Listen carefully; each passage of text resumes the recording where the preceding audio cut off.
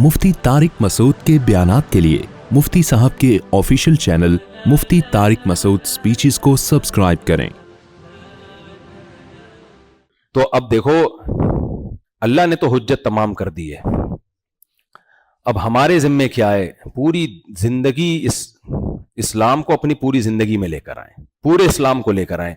आधा नहीं चलेगा, आधा हम लोग आधा आधा जितना हमें फेवर मिल रहा है ना इस्लाम से, वो वाला तो फॉलो कर रहे हैं। तलाक के मसाइल होते हैं, यूरोप से उनकी अदालतों से पूछ रहे होते हैं। एक ऐसे केस आया, मैंने उस खातून को कहा ये तो शरई लिहाज से ठीक नहीं। उन्होंने कहा मेरे मियाँ कहते हैं मौलवियों के चक्कर में पढ़ने की ज़रूरत नहीं है। मैंने कहा नहीं पढ़े, फिर जनाजा भी ना पढ़वाएं मौलाना साहब से, ख़तने भी कैंसिल करवाएं अपनी, अगर किसी नाई से, मौलवी साहब के कहने पे की थी ना ख़तने, वो कैंसिल करवा दें जाके। आजकल इतनी सर्जरियाँ हो रही हैं, कैंसिल हो जाता है सब कुछ।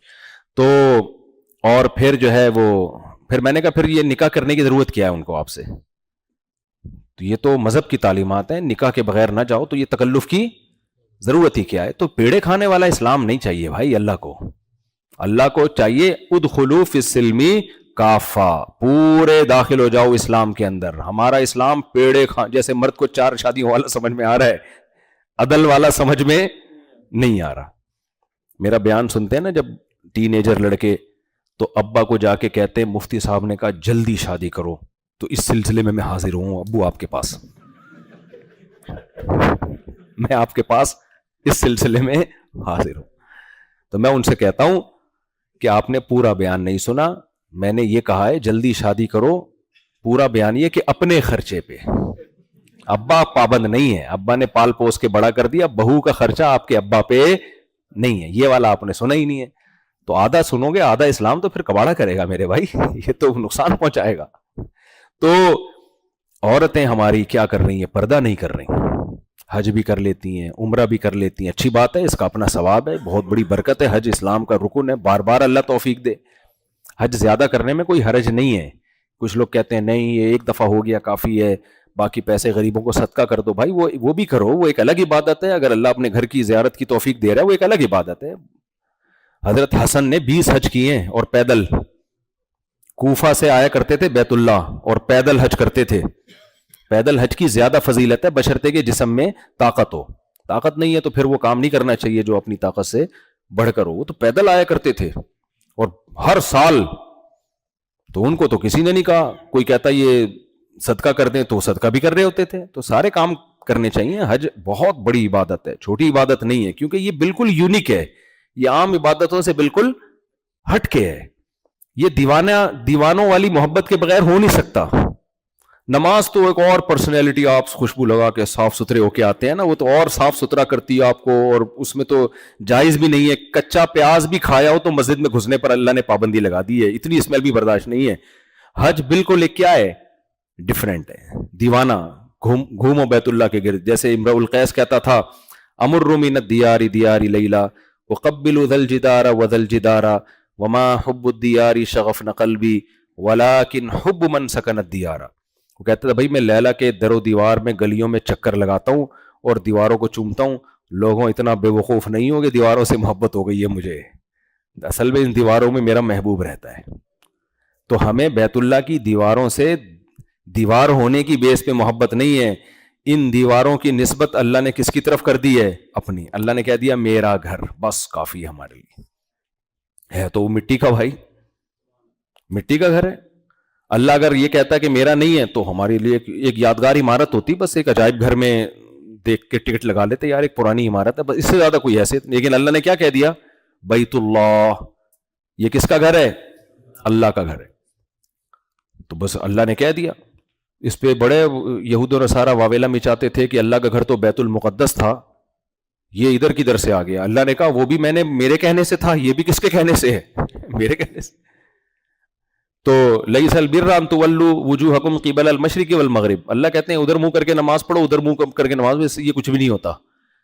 नेकी ये है कि मेरे अहकाम को फॉलो करो। तो पहले मैंने कहा था उधर मुंह करके नमाज पढ़ो, तो वो नेकी थी। अब मैं कह रहा हूं ये मेरा घर है। तो अल्लाह इसको चेंज कर दे तो हम उसके लिए भी तैयार है, लेकिन अब ये चेंजेबल है नहीं, क्योंकि अल्लाह ने अब क़यामत तक के लिए इसको अपना घर करार दे दिया है।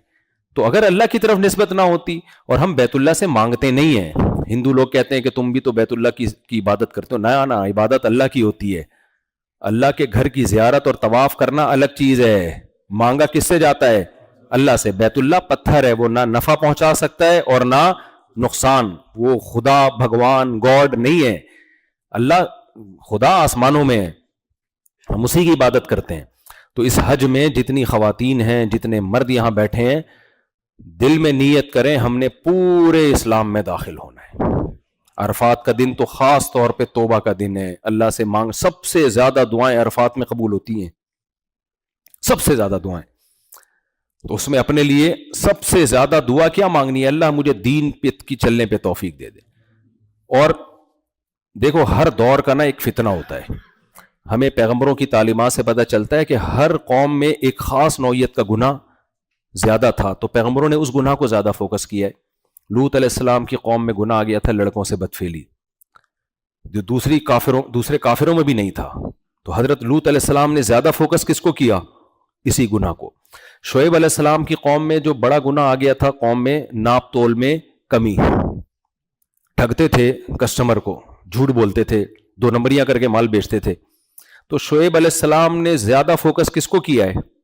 اسی کو کیا. تو آج جو گناہ ہے نا, وہ سب سے زیادہ جو ہماری مسلم خواتین میں کامن ہے وہ بے پردگی, بے حیائی.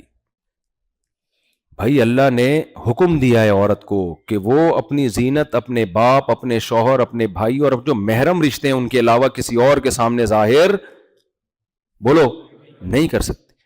تو اگر آپ چاہتی ہو کہ آپ اللہ کو خوش کرو تو بھائی پردہ کر لو, آپ اللہ کے کہنے پہ کر لو. اور یہ زندگی ہمیشہ کے لیے نہیں ہے. کل بوڑھی ہو جاؤ گی تو کون دیکھے گا پھر؟ ابھی جوانی ہے, اٹریکشن ہے, اس میں پردہ کرنے کا ثواب ملے گا. بڑھاپے میں تو ہو ہی جاتا ہے پردہ آرام سے. کوشش ہوتی ہے جو بے پردہ عورتیں ان کو بڑھاپے میں بھی ہم اٹریکٹیو نظر آئیں, لیکن بھائی ہر شخص, مرد بھی بوڑھا ہوتا ہے, عورت بھی بوڑھی ہوتی ہے. یہ ہو نہیں سکتا. اب تک کوئی ایسی دوا ایجاد نہیں ہوئی ہے کہ آپ کے بڑھاپے کو ڈیلے تو کیا جا سکتا ہے. 10 سال بعد بوڑھا ہونا تھا تو آپ 15 سال بعد بوڑھے ہو جائیں گے اب, لیکن یہ نہیں ہو سکتا بھائی کہ ہو ہی نہ. تو جوانی میں اپنی نظر کی حفاظت کر لی, زنا سے بچ گئے, برائیوں سے بچ گئے, شراب کباب سے بچ گئے, بڑھاپا اچھا گزرے گا. عورت نے جوانی میں پردہ کر لیا, بڑھاپا اچھا گزرے گا. لیکن ابھی نہیں کیا تو چھوٹ تو جائیں گی یہ سب چیزیں. جب زبردستی چھڑوائی جاتی ہیں تو ثواب نہیں ملتا.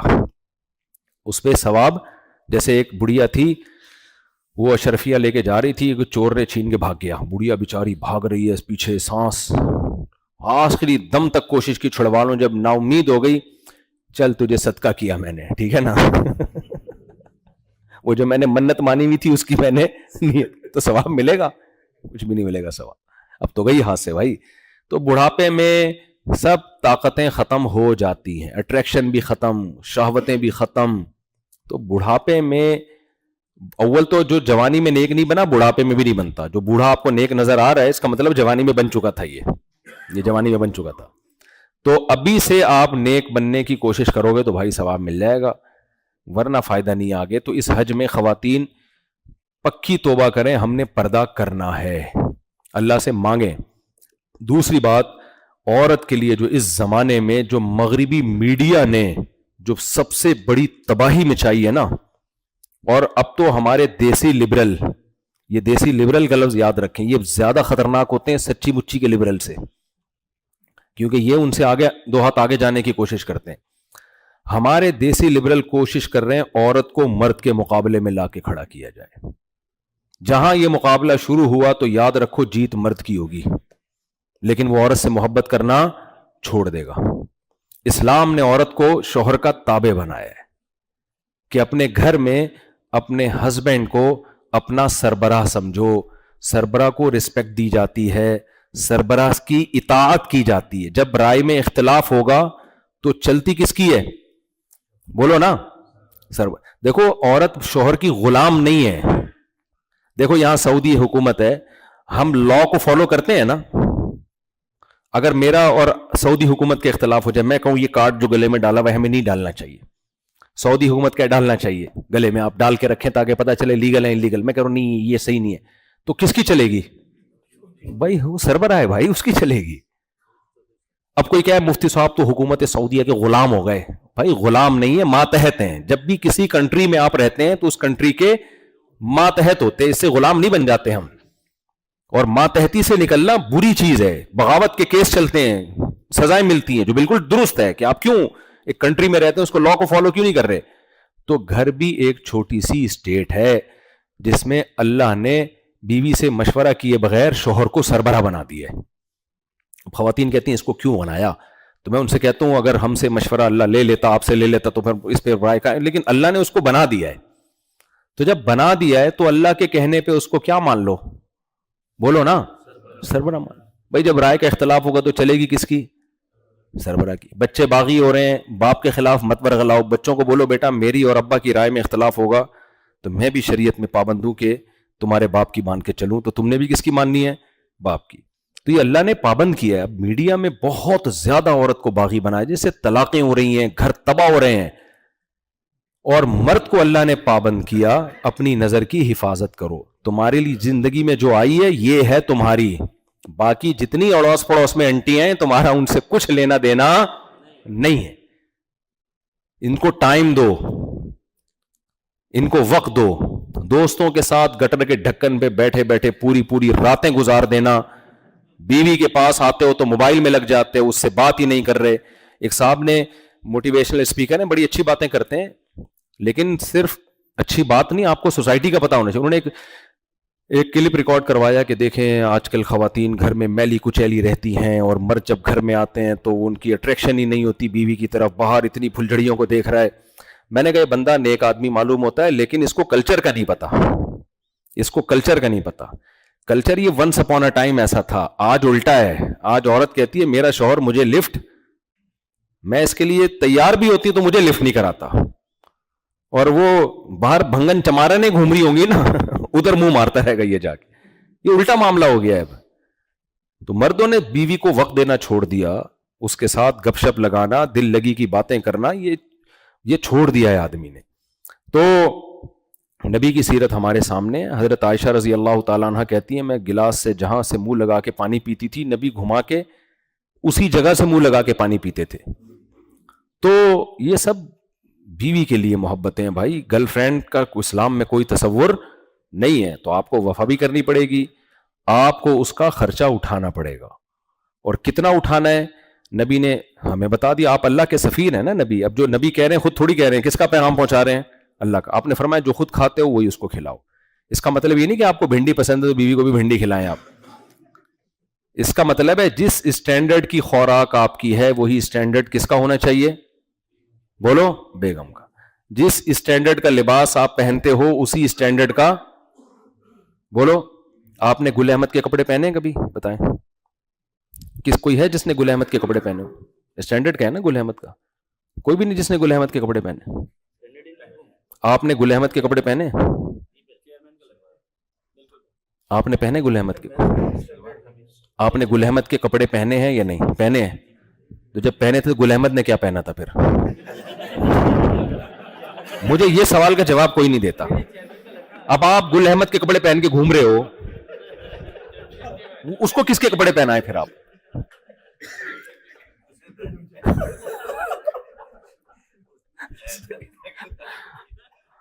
تو میرا مقصد یہ ہے کہ جس اسٹینڈرڈ کا آپ کا لباس ہو گھر والوں کا بھی وہی اسٹینڈرڈ. حتی الامکان سفر میں اپنے ساتھ رکھو.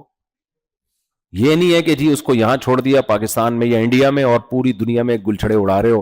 اگر گنجائش ہے, نہیں ہے تو پھر ایک مجبوری ہے. تو لوگ تو جان چھڑا رہے ہوتے ہیں, اس کو یہیں رکھو, تھائی لینڈ چلتے ہیں, ٹھیک ہے نا, چائنا چلتے ہیں, ادھر چلتے ہیں, ادھر چلتے ہیں. مجھے لوگ بتاتے ہیں, میں باہر ملکوں میں جاتا ہوں, کہتا ہے بھائی یہ بیگم کے ساتھ مفتی صاحب ہم نہیں آتے, وہ تو ناک میں دم کر کے رکھ دے گی, وہ تو جینا حرام کر دے گی. تو اللہ نے صاحبہ کہا ہے اس کو, ساتھ رہنے والی. اگر گنجائش ہے, نہیں ہے تو پھر جاب میں آدمی ظاہر ہے, یہاں اقامہ فیس بھی ہے سعودی عرب میں, وہ پھر گنجائش نہیں ہے تو ایک الگ بات ہے. تو اللہ نے گرل فرینڈ کے, انٹیوں کے کوئی حقوق نہیں رکھے, بلکہ ان سے بدتمیزی سے بات کرنے کا حکم دیا. بدتمیزی سے میرا بد اخلاقی نہیں ہے, یعنی اگر وہ فری ہو رہی ہے تو آپ کو فری ہونے کی اجازت نہیں ہے. پھر بچوں کو ٹائم دینا, دیکھو ابھی بچوں کو ٹائم دیا نا تو بچے آپ کے ہوں گے, نہیں دیا یہ بچے باغی بنیں گے آپ کے. لوگ رو رہے ہوتے ہیں آخری عمر میں, ہمارے بچے ہم کو پوچھ, بھائی آپ نے جب ان کو آپ کا ٹائم چاہیے تھا تو آپ نے ان کو ذرا بھی لفٹ نہیں کرائی. ان کو ایسے لگتا تھا جیسے جمشید صاحب گھر میں آ رہے ہیں, وہ ان کو لگتا ہی نہیں تھا ڈیڈی پاپا یا ابو آ رہے ہیں. وہ ایک صاحب تھے نا, وہ باہر جاب کرتے تھے, کبھی 2 سال میں چند دنوں کے لیے اپنے گھر جایا کرتے تھے, تو بچے بڑے ہوتے وہ ابا کو پہچانتے ہی نہیں. تو جب گھر آئے تو بچہ جا کے امی سے کہہ رہا ہے, امی وہی صاحب جو 2 سال پہلے آئے تھے نا وہی آئے ہوئے ہیں. امی وہی صاحب جو 2 سال پہلے آئے تھے وہی آئے ہوئے ہیں. امی نے کہا بیٹا یہ تمہارے ابا ہیں. تو یہ حالات ہو جاتے ہیں. تو بھائی آپ اپنی ذمہ داری پوری کرو, پھر شریعت ان کو پابند کرتی ہے کہ وہ اپنی ذمہ داری پوری کریں. اللہ تعالیٰ سے دعا ہے اس حج کو اللہ قبول بھی فرمائے اور ہماری زندگی کو 180 ڈگری پہ چینج کرنے کا ذریعہ بنا دے. جب واپس جائیں تو پورے اسلام میں داخل ہو چکے ہوں. ہمت کر کے داڑھی بھی رکھ لیں, اللہ کے نبی کا حکم ہے, کوئی ٹینشن کی بات نہیں ہے, رشتہ اس سے بھی مل جائے گا, داڑھی سے بھی. ہمت کر لیں, نبی کا حکم ہے آف اللحا, داڑھی بڑھاؤ.